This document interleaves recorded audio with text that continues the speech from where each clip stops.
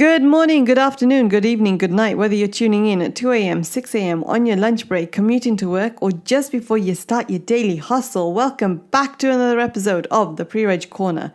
I am, of course, your hostess, Aisha. Thank you so much for tuning in. It's good to be back, right? I don't know about you guys, but it's kind of feeling like a long time for me. Maybe that's because I was supposed to upload a few days ago. Maybe that's why. Trust me, I completely understand how 1 week can feel like 1 year or even a day, depending on how stressed you are in the pre-reg world. I'm sure some of you can remember starting your pre-reg as if it was yesterday. And now we're suddenly at June. Relax, I'm joking. We've got time, like we've discussed in the last episode, about how much time we have left to the exam, whether it's June, whether it's September. If you don't know, then what are you doing? Pause this video and check the other one out. Link is in the description box below. Wow, I didn't actually think I'd be one of those YouTubers, but clearly I am. But guys, before we get to work, two important things I'd like to say. The first is apologies for not uploading on time. I know I didn't actually promise a specific date, but I had a timetable in my head as to how often I wanted to upload so that there's not one of you guys who's feeling lonely at any point in time. But yeah, actually, if I didn't promise you guys anything last week, maybe I should be apologizing to myself.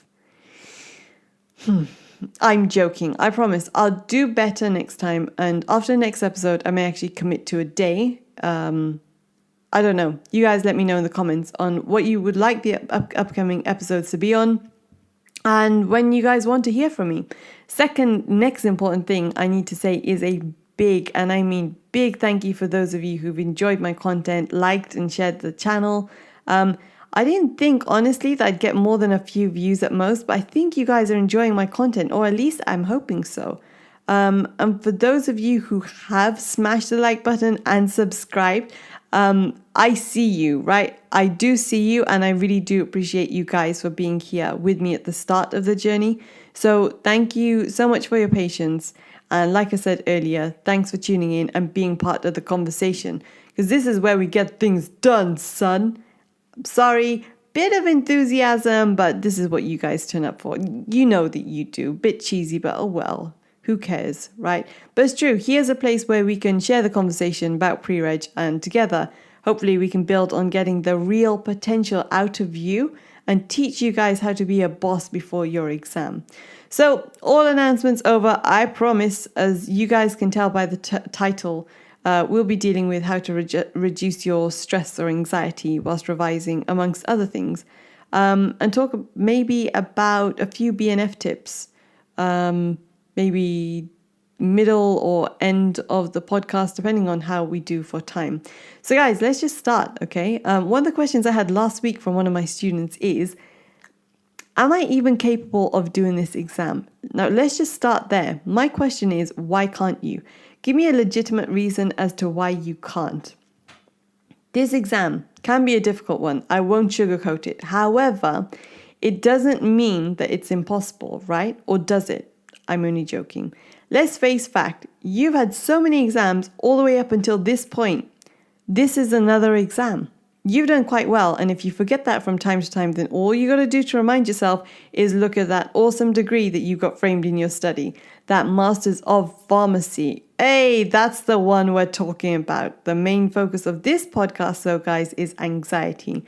So in short, I think anxiety can kill gains, and no, I'm not talking about the gym. I'm talking about stress. I'm talking about exam-related anxiety, okay? When we're anxious, we're thinking about those 99 horrific and most unlikely scenarios that may happen, okay, without considering the one scenario that is probably most likely to happen, okay? And you know the one I'm talking about. I'm talking about when you pass the exam and you're an awesome pharmacist. Ask yourself, when's the last time you thought about what you'll do after you pass the exam? And on the flip side, how many times have you considered what you'll do if you fail? It's okay. It's all right. I got two more attempts in it. I got 2 more attempts after this one. Or if I fail, it's okay because I still got 1 more. I don't underestimate anxiety at all. Okay. In fact, a little bit of anxiety is completely okay. It's completely natural. You're doing a very important exam. Okay. So you're going to get it from time to time, okay? If after implementing any of these tips, hopefully they'll calm your natural kind of nerves, make you feel a bit more confident. But you guys know that I'm in no way an expert in anxiety. So if it's becoming unbearable, you guys know already you need to refer yourself to the GP, right? Speak to someone, okay? So now we know what we're dealing with. Let's see how we can help ourselves. The first tip, should I say, is don't be a collector, be a user. And I don't mean being a user in a bad way. I'm talking about, those people who say, I have the BNF and I've signed up to online courses and I'm getting tutored and my friend has 3 different pre-reg folders and my other friend has 15 emails worth of stuff. Okay, that's all good. I'm not saying don't throw everything you have at the exam, but there's a difference between utilizing, i.e. using your resources, and thinking that just collecting them and having massive volumes of them is somehow going to magically make you pass the exam. No, boss, there's a difference. Having and utilizing two different things. Some people love handouts, right? If they have a summary of the BNF all laid out for them, nice PowerPoint slides, all colorful, all pretty, right? They're ecstatic. And the worst combination is when they have that, and then on top of that, they refer to that one friend, right? Oh, my friend passed the exam last year and all they did was read the BNF 3 times, did an online course 10 times, and that's exactly how they passed. They didn't do anything else. The frustration. No, look, I don't doubt that there are very few people in this world who can just read something and absorb it. But unless you're Mike from Suits, I mean, if you know, right? If you're just like an average person like me, right? Then the chances are just rereading again and again and again is going to start getting boring and may actually not be helpful at all, okay?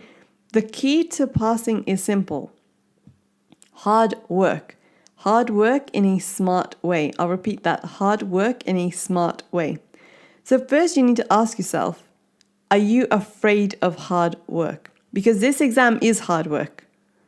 Yeah? We're not experts in medicine for no reason. That pass mark is not ridiculously high and keeps fluctuating from year to year for no reason. As we all know, with great power comes great responsibility. I know. At the end of the day, it's true, right? We have a responsibility to patients. So expect hard work, number one, and then that's half the battle. If you know what you're dealing with, then it's not so intimidating. And then after that, we can just get to work. Second tip, print like your life depends on it. I know you're going to think that's not so important, but here's why it is important, right? You're looking at a screen from the time you wake up, right? Your phone, then you go into work, then you're using the dispensary computer, you're doing all this and the other, you come home, you want to watch TV. Okay, even if you don't have time to relax, then you want to revise, you might be using the BNF online and using all these things, right? And what you're not considering is your blink rate. Your blink rate is going to considerably drop. Okay, you're focusing, you're concentrating, you're now staring at things that you need to be concentrating on. Okay, and what's going to happen? Your blink rate is going to drop. The normal person's blink rate is apparently somewhere along the lines of 16 blinks per minute. And then when you're looking at a screen, it drops to 4 blinks per minute. So what's going to happen? Your eyes are going to start drying out. After they're drying out, you're also straining those muscles. And then on top of that, if that wasn't enough, you now have a headache. And so you probably stopped at about 50% of your actual potential. Don't quote me on that percentage, but it's simple. You guys know from chapter 11, go get yourself some lubricating eye drops. So go see your optician, right? Be kind to your eyes, right? Have a bit more focus, have less headaches. Yeah? Next tip is get organized. And invest the time in you. I know it sounds like a frivolous or, guys are like, oh, it's such a girl thing to do, like organization. But if you've started this or you're just about to straight after this podcast, you're already working smart.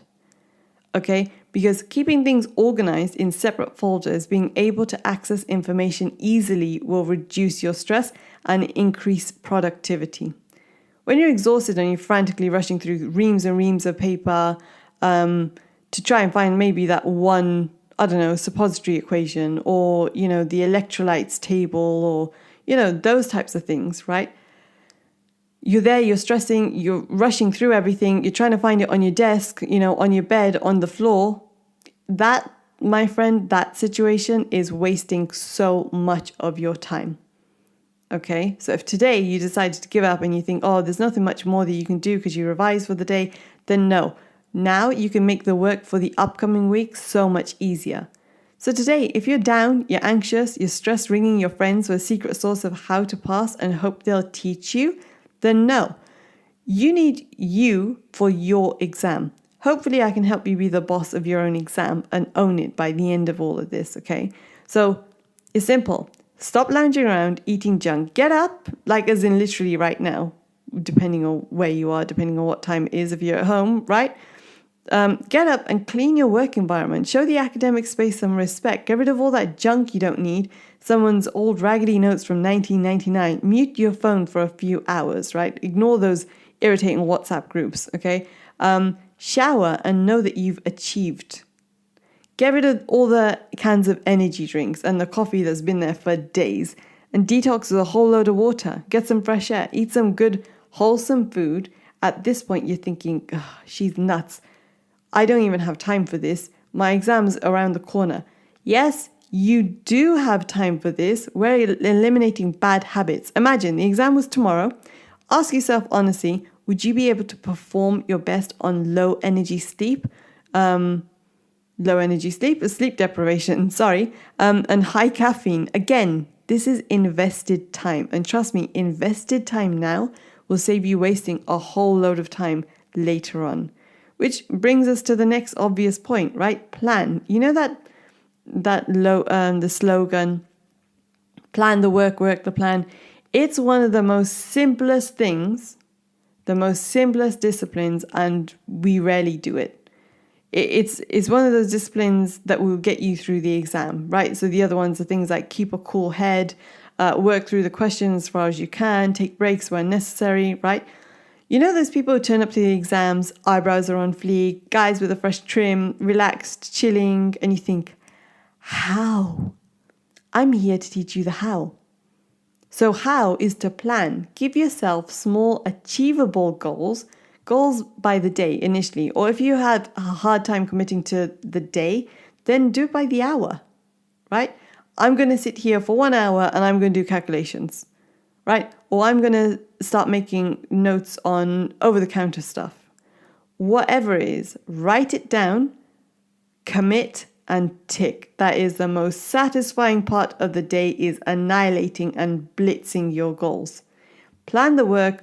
After all of that, all you have to do is work. Commit to 5 minutes, 30 minutes maximum daily to plan the task for the next day.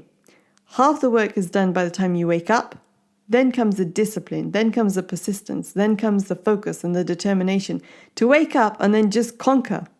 You're no longer wasting a few hours of your Saturday morning figuring out what to do, or now you suddenly drop everything that you was going to do because of a WhatsApp notification that's woken you up. You're thinking everybody else is doing clinical. I was going to do calculations, I think. I didn't really know. I didn't have anything planned, but now I'm going to do clinical because everybody else is doing it. No. Plan. Try it out for a few days. See if it helps. What's the worst that can happen? Okay. The next one, some of you actually might click off the video. Okay. At this point, you might actually hate me at this point, but please don't go. I promise you it's a very good one. Drop the caffeine. Okay. Wait. Hear me out before you go. Don't go away just yet. But let's think about this with logic. Why would I say that? If you're anxious and you're stressed, okay, you have a lot of energy to be very anxious, or you might be in bed and you can't kind of get out of bed because you're feeling so numb, right? And then you're thinking, oh, you're thinking about, I need to pass the exam, I need to do I need to do all this work, oh, yeah, I've got so many things to do. So then you start getting into like a panic. And then on top of that, you're like, oh, but I need caffeine. It's going to help me focus a lot more. Right. Okay. You don't actually need caffeine. You need yourself to commit to something. That's one. Second thing is if you have like a healthy routine, then it's not so bad. But the other thing you need to think about is, what is caffeine going to do? It's going to give you more energy if you're anxious to be more anxious, right? Think about that one. It's true. Yeah, it might make you concentrate for a little while, and then it might make you feel better. But what about those people who have so much caffeine and they think, oh, I'm concentrating. Oh, this is really, really good. And then they go on this coffee high, right? And they have this energetic high and the concentration is all high. And then later what happens? Anything that goes up, of course, must come down. So then it's crashing. I'm sure caffeine drinkers are going to be knowing what I mean by you crash and almost burn. Because then you're like exhausted and you're tired and you're feeling like, low and stuff. This, sugar high, caffeine high, you're going to crash. Okay. And the worst time to have that actually is nearer towards the exam. Okay. So just try it. Humor yourself, humor me, set a challenge for the next few days, right? Keep more hydrated and have less headaches, right? And the muscle aches and all, the bouts of anxiety with having, like really being badly dehydrated. Worst case scenario, you still want that cup of coffee. You still want one of those energy drinks. Just go for it. But just try it. Okay, just for the next few days. The next one I know is going to be like so obvious, and you guys are going to be thinking, why am I listening to it at this point? But it's one of the things that I think that helped me most when I was revising was to work through everything. So sometimes the best remedy to be less anxious about work is doing more work. Yeah, to just do it. The more work you do, the more confident you become because you have more knowledge. And then when you're looking at a question, you think, oh, I actually know the answer to this, hence less anxiety. You practice a calculation 100 times on dilutions, right? The next calculation you're going to come across, if it's a dilution and you know how to do it, because you practiced it so many times, now you're suddenly less anxious about dilutions. Okay? The other thing you need to be doing is surround yourself by the right people.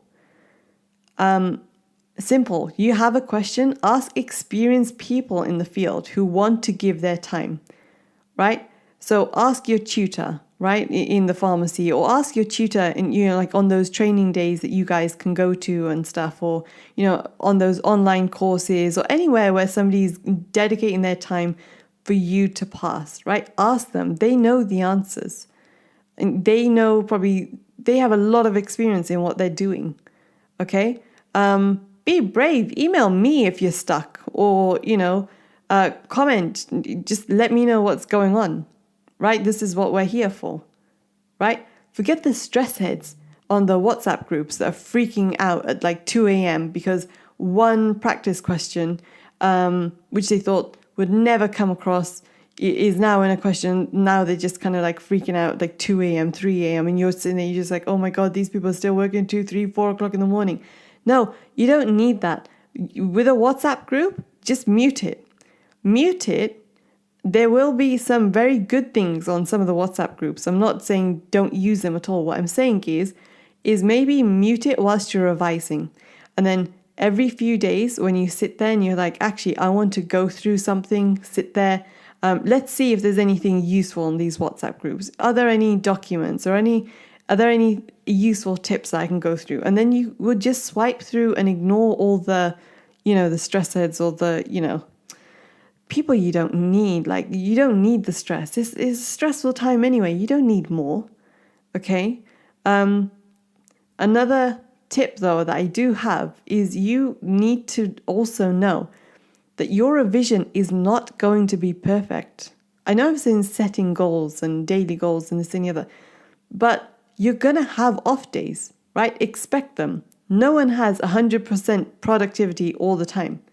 They can't. There's going to be those days when you're tired, when you need a break, where you're exhausted, when you've had some kind of like situation going on, or you're ill. It's fine. It's natural. Don't feel bad or defeated by the end of that day just because you had that one off day or those few hours where you couldn't get something done, or even a few days at a time. If you're ill and you're constantly coughing and being ill and you're exhausting yourself, you're just going to run on fumes. And then guess what? It's just going to carry on, and you're going to prolong yourself being more ill. You're not going to get better anytime soon. Okay? So don't worry. Like take the breaks when you need them, and know that, look, every day is not going to be a perfect day for me. And that's fine. It's all part of the journey, right?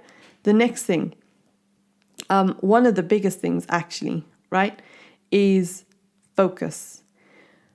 It's easy to just say focus, but let's get a bit more specific. I don't just mean focus on work. I mean, ask yourself what you're focused on. It's one of the first things I correct in my students. Some of them have failed, and that's all they're focused on. How they failed, how they were 1 mark away, or how someone else has it easier to them. What about now? You have resources, right? You have a master's in pharmacy. You focus on that. No one handed that to you, so why would this be any different? Focus on your planned work. Focus on asking, like we said, the right people, the right questions, right? Email me. What's the worst that's going to happen? Don't focus on shortcuts, right? The quickest way to pass, or focus on what previous students have done 6 years back when they say, oh, bruh, all you need to do is do chapters 1 to 6 and you're done. No, don't focus on that stuff. Don't. You don't need that, right? If you're hoping to take like a shortcut to passing and hopefully maybe just fluking the exam, I mean, I'm not saying that doesn't happen. It may happen. I don't know. But then think about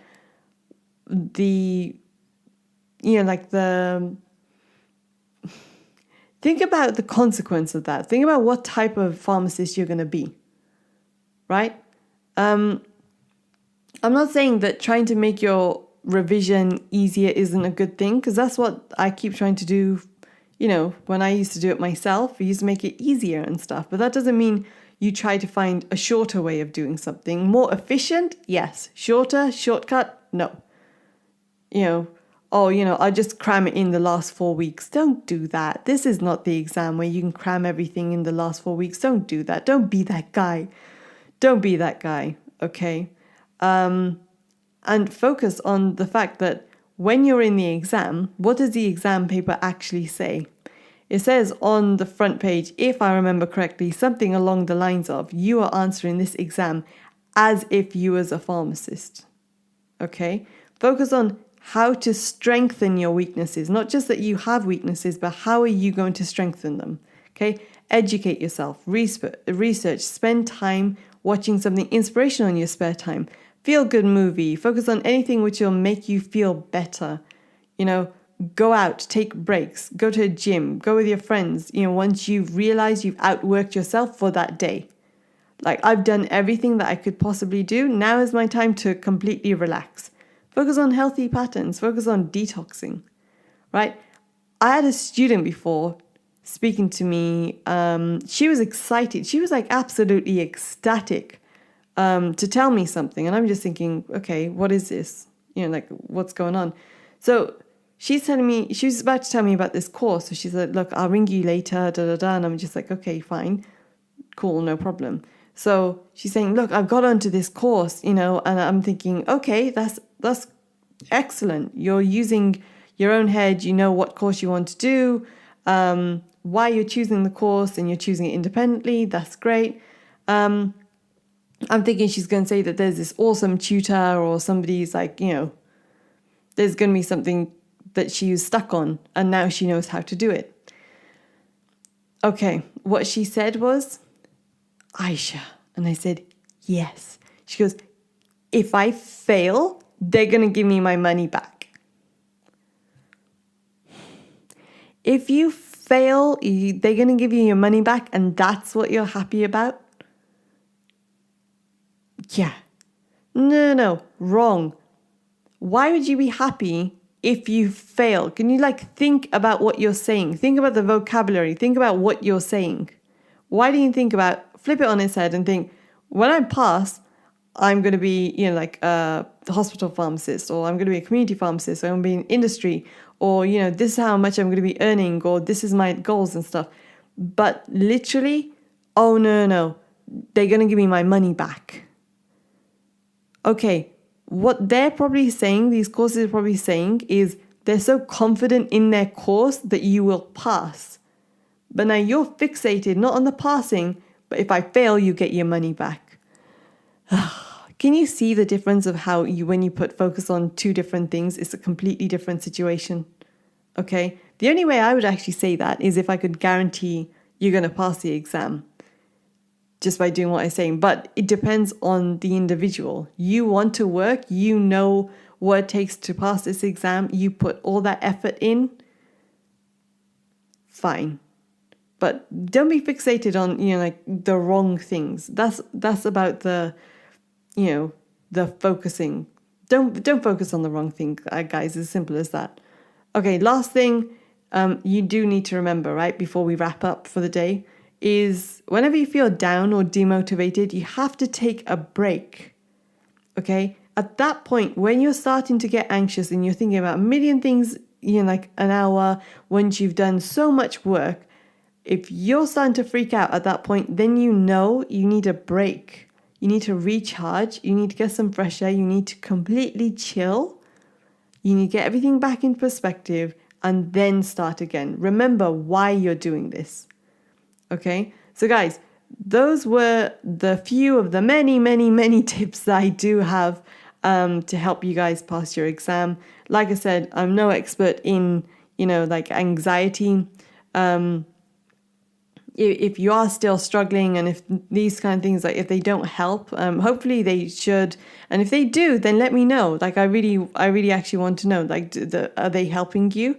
But if not, then make sure you do get seen by, you go see your GP, get it all checked out, start being kinder to yourself, right? And this exam, it is hard work, but it's fine, right? We'll get through it. It's no problem. Okay?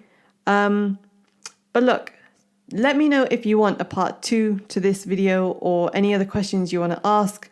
At the moment, I'm also running sessions on topics where most of my students are kind of struggling with on the clinical side of things. If there's anything you want to ask, either drop me an email or, again, comment. That's what the PREREG Corner is here for, okay? I did say that I may be talking about tip of the day. Tip of the day is regarding the introductory pages of the BNF, okay? A lot of people are kind of ignoring them at the moment and thinking, I'll do it last minute, but they're actually really important. For example, palliative care. You need to know which is the dawn of palliative care. Okay, they're not going to ask you that in the exam, which one's the dawn of, but first line in palliative care, right? If you don't know now, go look it up. And also why you would reduce the subcutaneous route of a specific opioid by about half. Think of it, if you inject something, it will surpass all the first pass metabolism, go directly into your bloodstream. You're receiving most, if not 100% of your drug.